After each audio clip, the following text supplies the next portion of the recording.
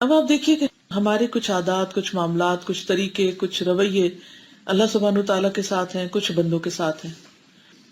جہاں تک اللہ سبحانہ تعالیٰ کے ساتھ معاملہ ہے تو اس میں اچھائی کیا ہے، اس کی خوبصورتی کیا ہے کہ انسان اللہ کے رب ہونے پہ راضی ہو جائے. وہ مجھے کافی ہے، وہ میرا رب ہے. ابو سعید کہتے ہیں کہ رسول اللہ صلی اللہ علیہ وسلم نے فرمایا، اے ابو سعید، جو اللہ کے رب ہونے پر، اسلام کے دین ہونے پر اور محمد صلی اللہ علیہ وسلم کے نبی ہونے پر راضی ہوا، اس کے لیے جنت واجب ہو گئی. ابو سعید نے اس بات پہ تعجب کیا ہے کہ بس اتنی سی بات. تو عرض کیا، اے اللہ کے رسول صلی اللہ علیہ وسلم، ذرا آپ دوبارہ گن کے بتائیں کیا کیا، یعنی کائنڈلی ریپیٹ کہ کس کس پہ راضی ہونا ہے. رضیت باللہ رب بالاسلام دین وبمحمد. ہم سب کو بھی اپنے آپ سے پوچھنا چاہیے کہ کیا ہم ان پہ راضی ہیں، کیا اللہ کے رب ہونے پہ راضی ہیں، کیا اسلام کے اختیار کرنے پر کہ وہی ہمارا دین ہے، کچھ اور نہیں، راضی ہیں، یا شک کا معاملہ ہے، یا مجبوری ہے، یا کچھ اور. اور اس کو بھی آپ اپنے بچوں سے بھی پوچھ سکتے ہیں کہ کیا تم اس بات سے خوش ہو کہ تم مسلمان ہو. ضرور پوچھیے گا جا کر، کیونکہ جب تک اسلام کو بطور دین ہم پسند نہیں کرتے جیسے اللہ تعالیٰ نے پسند کیا، وَرَضِيتُ لَكُمُ الْإِسْلَامَ دِينًا، یہ اللہ کی پسند ہے نا. تو جب تک ہماری پسند بھی یہ نہیں ہو جاتی اور پوری خوشی سے اور پورے دل کے ساتھ، تو نہ ہمارے اندر وہ اطمینان آ سکتا ہے اور نہ ہی ہمارے اندر پھر استقامت آ سکتی ہے. اور پھر how can we feel proud of Islam, اور دین ایز اے دین، وہ چیز نہیں آئے گی. اور ایک دفعہ راضی ہو گئے نا کہ ہاں یہ ہم نے پورے دل و جان سے ایکسپٹ کر لیا، تو پھر اس کے لیے کوئی بھی قربانی دینے کو تیار ہے، کیونکہ پھر وہ ہماری اپنی چوائس ہے نا.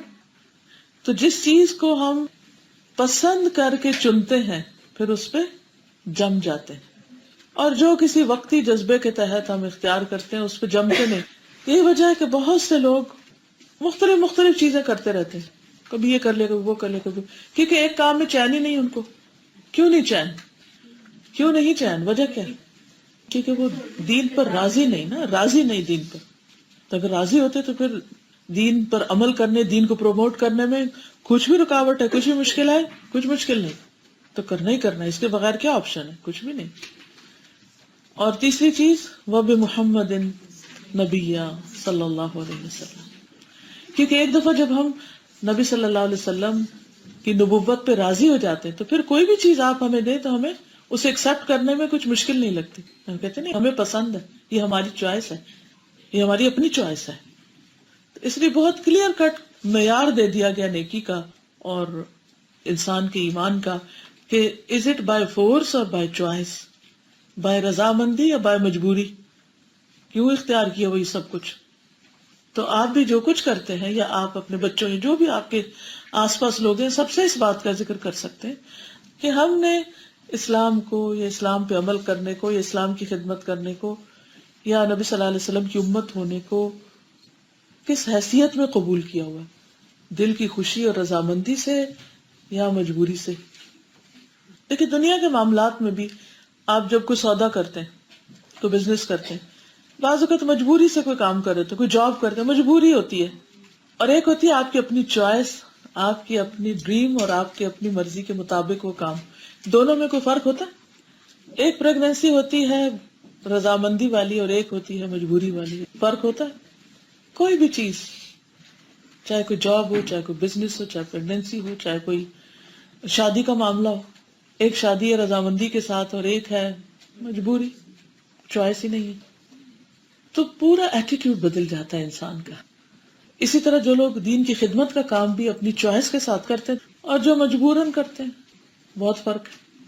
جب چوائس کے ساتھ کرتے ہیں تو آپ پورے دل و جان کے ساتھ، پھر آپ کو کچھ اور سوچتا ہی نہیں. اور اگر مجبوراً کہ اب کیا کہیں گے لوگ یا پھر کیا ہوگا یا اب کرنا ہی ہے، پھر وہ لطف نہیں آتا، اس میں حسن نہیں آتا.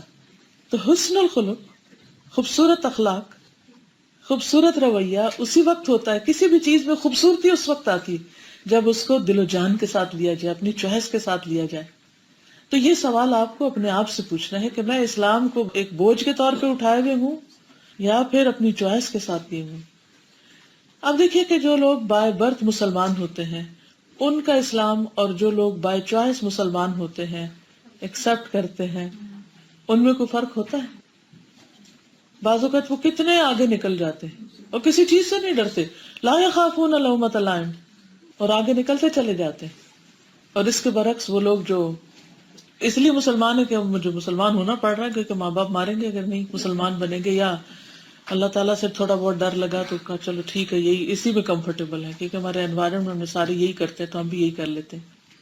تو ہمیشہ انسان کو کوئی بھی چیز کرنے سے پہلے اچھی طرح سوچ سمجھ لینا چاہیے، اور سوچ سمجھ کے ایک دفعہ جب کہا قل آمنت باللہ ثم استقم، تو پھر انسان جم جائے، بس ٹھک جائے اس پر.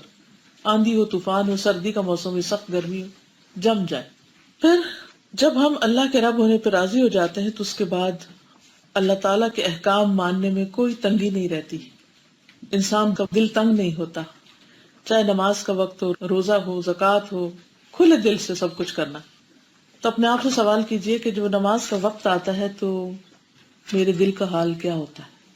اچھی سے پڑھتی ہوں، خوشی سے پڑھتی ہوں، حسن لانا نا، حسن اخلاق، حسن معاملہ، یا بوجھ سمجھ، انجوائے کرتی ہوں یا نہیں، ٹھنڈک ملتی ہے یا نہیں. اسی طرح روزے آ رہے ہیں، دل کا حال کیا ہے؟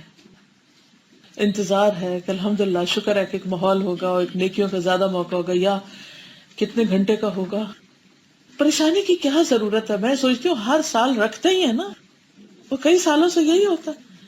اور پھر اللہ تعالیٰ اس کا آلٹرنیٹ بھی دیتے ہیں، سردیوں میں بہت ہی چھوٹے بھی ہو جاتے ہیں. پھر یعنی آپ زندگی کا ایک عرصہ ایک جگہ پر رہتے ہیں تو وہ اللہ سبحانہ و تعالیٰ ظلم نہیں کرتا، وہ بیلنس کر دیتا ہے. کبھی زیادہ لمبا رکھنا پڑتا ہے، کبھی چھوٹا رکھنا پڑتا ہے. جب چھوٹا ہوتا ہے تو ہم کبھی نہیں کہتے کہ چھوٹا کیوں ہے، لیکن لمبا ہو تو ہم اعتراض کرنے لگتے تو یا ڈرنے لگتے. ٹھیک ہے، ایک انسان ہے، قدرتی طور پر ایسی چیزیں ذہن میں آتی، شیطان بھی خوف ڈالتا ہے، لیکن پھر بھی خوش رہنا چاہیے اور خوشی سے ایکسپٹ کرنا چاہیے، کیونکہ جتنی دیر روزے سے رہیں گے اتنا ہی اجر بھی تو زیادہ ہوگا نا. اور پھر اسی طرح زکوٰۃ کو بوجھ سمجھ کے ادا کرنا، پھر ڈیو ہے، اللہ اتنا نکالنا پڑے گا اور اس سے بہتر ہے میں سونا ہی نکال دوں، اور اس سے بہتر ہے نہیں، خوشی سے، کیونکہ اس پر اجر ہے. تو حسن الخلق، اچھی طرح معاملہ کرنا. پھر اسی طرح وضو وغیرہ ہے، رکوع ہے، سجدہ ہے. یہ جو آپ کو رکوع اور سجدے کی دعائیں سکھائی جا رہی ہیں، اس کا بھی یہی مقصد ہے تاکہ رکوع میں اور خوبصورتی آ جائے، سجدے میں اور خوبصورتی آ جائے، زیادہ ذکر ہو جائے. ورنہ جب تھوڑا سا کرتے ہیں اور بے روح قسم کا کرتے ہیں تو بس ہل جلی ہوتی ہے نماز، اوپر نیچے ہی ہو رہے تھے. ورنہ انسان تھوڑی دیر جم کے خوبصورتی کے ساتھ کرتا ہے تو اس کے بعد ایک اطمینان بھی نصیب ہوتا ہے نماز کے.